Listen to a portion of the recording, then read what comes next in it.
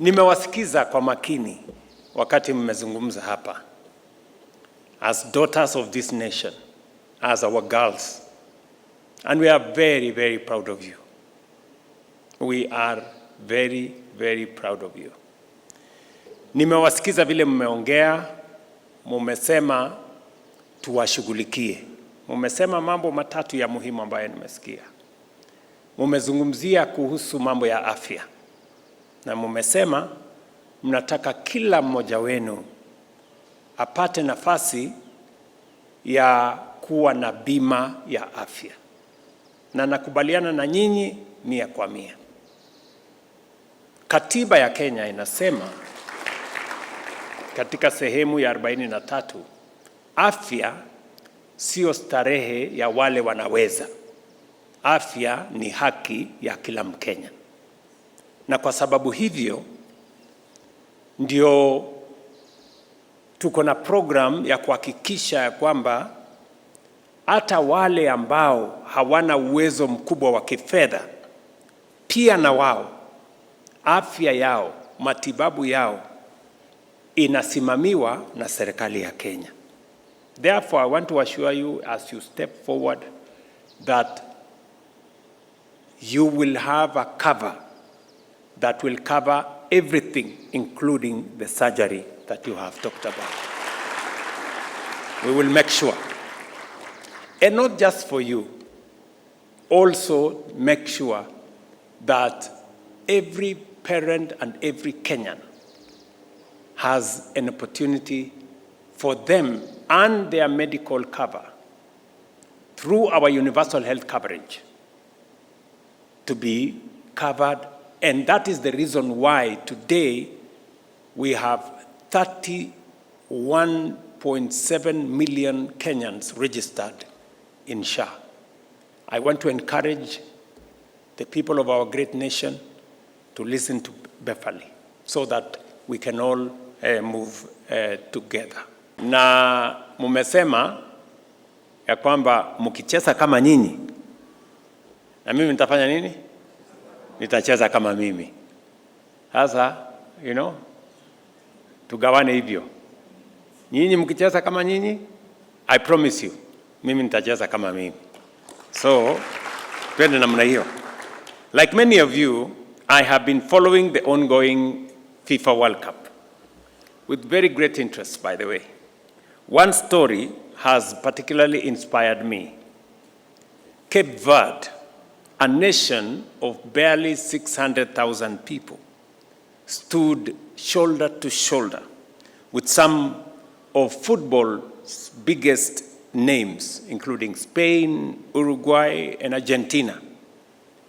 They reminded the world that courage can neutralize reputation and belief can overcome pedigree. I want you girls to carry this lesson with you. To every girl watching us from Game in Siaya, Kibra in Nairobi, Amalemba in Kakamega, Tarbach in Wajir, Bamba in Kilifi, or from Lokichar in Turkana, hear this clearly. Where you come from does not determine where you can go. Talent is not confined to big cities. Greatness is not for a privileged few. It can emerge from every village, every school, every county. Dream boldly, work relentlessly, and when opportunity comes, be ready. Ladies and gentlemen, this achievement is not an accident, and it must not be a one-off, as we have been told here. We must make it the usual rather than the exception. Nations that consistently excel in sports invest in young people long before the world knows their names. That is exactly what Kenya is doing. At the grassroots, more than 10,000 young athletes are currently enrolled in structured Development programs run through our schools, county governments, and the Kenya Academy of Sports. Elizabeth Opio, Gaudentia Maloba, and Brenda Awor are products of that deliberate investment. They were identified through the Kenya Schools Sports Association and Kenya. First is to congratulate the junior starlets for their second qualification to World Cup. It's not an easy thing. They've done it for the second time. And Mr. President, the under 17 World Cup is annual. It's an annual event, which means that after the qualifiers, they begin again to preparation for, they go for the qualifiers, they play the World Cup, and then begin the qualifiers again. So it's a lot of work for them. And as they've asked for contract, I'll also kindly ask for contract for my technical bench. Speaking on the issue of under 17, Mr. President, and you'll allow me to address my CS for sports, and I wish that the CS for education was also here. It will be good for us as a government and the Ministry of Education, the Ministry of Sports, FKF, Kenya Secondary School Games, to have a collaboration so that we are able to identify good talent, we are able to work on good talent so that we can have consistency on qualifying. If we can qualify every year, then that means that we are going to be a powerhouse in football in coming few years.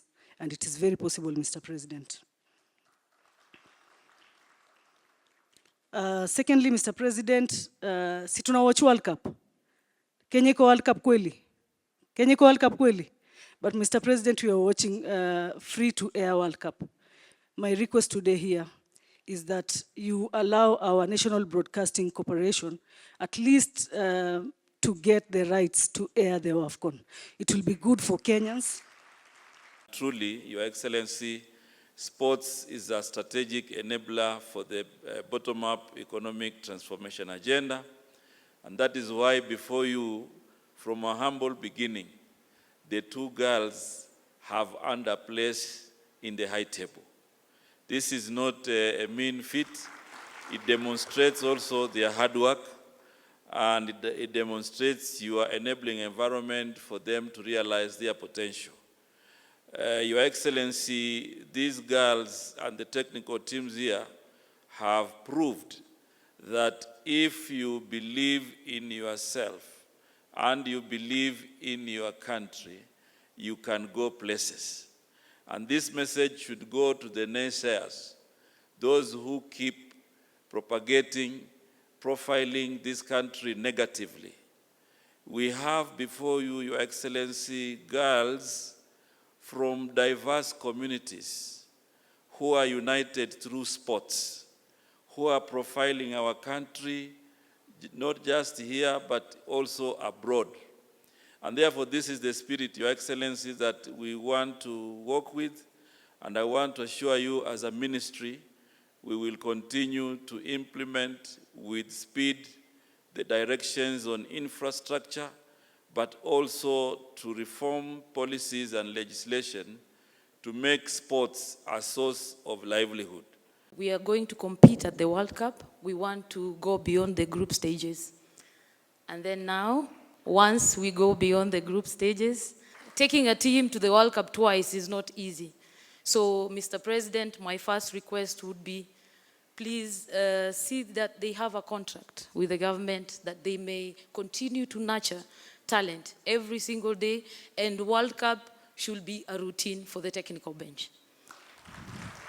Our commitment goes beyond infrastructure. Last year alone, the government of Kenya spent 4.5 billion Kenya shillings to support our national teams, covering accommodation, kits, allowances, and logistics so that our athletes can train and compete in dignity. To our junior starlets, very soon you will walk onto a football pitch in Morocco. The Kenyan flag will be played, And just before kickoff, each one of you will place your hand over the badge on your jersey. Our national anthem will be played. In that moment, remember this: that badge is bigger than football. It carries the dreams of millions of Kenyans. It carries the pride of an entire nation. Go and make history once again. Mtafanya hivyo? Beverly, mko tayari? Mko tayari, eh? Very good. Manamali, are you ready? Or the WAFCON? Mtafanya bidii? Very good.